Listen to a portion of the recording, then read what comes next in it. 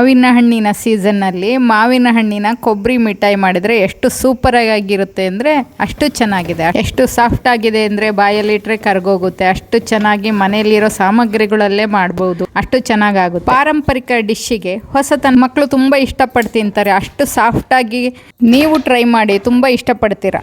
ನಮಸ್ಕಾರ, ಪಂಕಜಾಸ್ veg cooking ಚಾನಲ್ಗೆ ಸ್ವಾಗತ.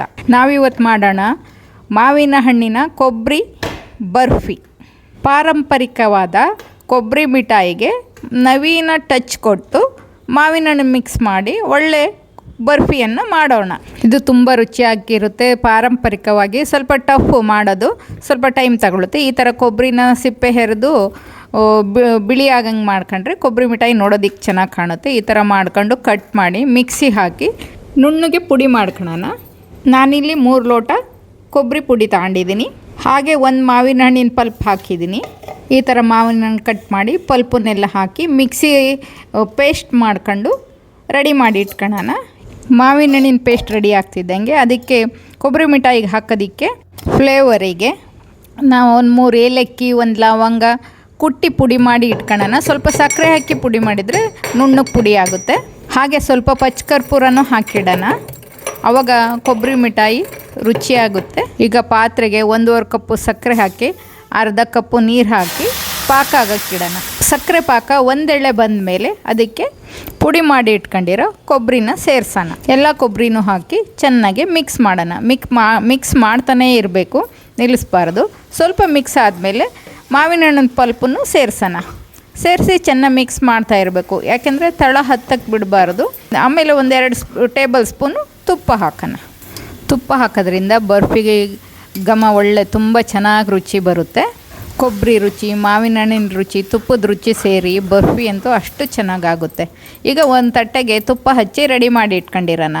ಬರ್ಫಿ ಕಂಪ್ಲೀಟ್ ಆಗಕ್ಕೆ ಹತ್ತಿರ ಬಂದಾಗ ಕೈ ಬಿಡಬಾರ್ದು. ಅದಕ್ಕೆ ಮುಂಚೆ ತಟ್ಟೆಗೆ ತುಪ್ಪ ಹಚ್ಚಿ ಇಟ್ಕೊಂಡಿರಬೇಕು. ಮಾವಿನ ಹಣ್ಣು ಕೊಬ್ಬರಿ ಬರ್ಫಿ ಮಾಡೋದಕ್ಕೆ ತುಂಬ ಕಮ್ಮಿ ಇಂಗ್ರೀಡಿಯೆಂಟು, 3 ವಸ್ತುಗಳಿಂದ ಮನೇಲಿದ್ದರೆ ಸಾಕು, ಮಾಡಬಹುದು. ಈ ಥರ ಕೈ ಆಡ್ತಾನೆ ಇರಬೇಕು. ಗಟ್ಟಿ ಆಗ್ತಾ ಬರುತ್ತೆ. ಗಟ್ಟಿಯಾಗಿ ನೊರೆ ಥರ ತಳ ಬಿಡಕ್ಕೆ ಶುರುವಾಗುತ್ತೆ. ಜೊತೆಗೆ ಗಟ್ಟಿ ಆಗ್ತಾ ಬರುತ್ತೆ. ಗಟ್ಟಿ ಆಯಿತು ಅಂದರೆ ಆಗಿದೆ ಅಂತ ರೆಡಿ. ಈಗ ಆಗಿದೆ.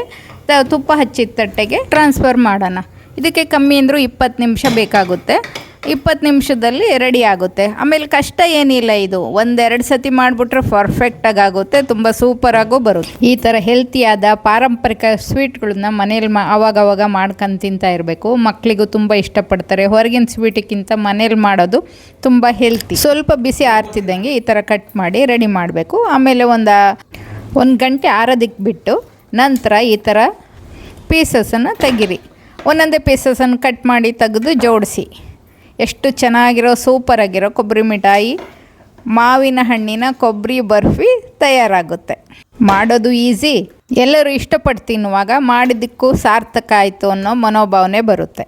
ನೋಡಿ, ನೀವು ಒಂದು ಸರಿ ಟ್ರೈ ಮಾಡಿ ಹೇಗಿತ್ತು ಅಂತ ಹೇಳಿ, ಕಾಮೆಂಟ್ ಮಾಡಿ, ಸಬ್ಸ್ಕ್ರೈಬ್ ಮಾಡಿ, ಶೇರ್ ಮಾಡಿ, ಲೈಕ್ ಮಾಡಿ. ಹೀಗೆ ಹೊಸ ರುಚಿಗಳಿಗೆ ಪ್ರೋತ್ಸಾಹ ನೀಡಿ. ತಪ್ಪದೆ ಕಾಮೆಂಟ್ ಮಾಡಿ ಹೇಗಿತ್ತು ಅಂತ ತಿಳಿಸಿ. ನೋಡಿ ಎಷ್ಟು ಚೆನ್ನಾಗಿದೆ. ಹಳೆ ರೆಸಿಪಿಗೆ ಹೊಸ ಟಚ್ಚು. ಹೇಗೆ ಮಾಡಿದ್ದೀನಿ ಅಂತ ಕಾಮೆಂಟ್ ಮಾಡ್ತಿರಲ್ಲ. ಮತ್ತೆ ಸಿಗೋಣ. ಧನ್ಯವಾದಗಳು.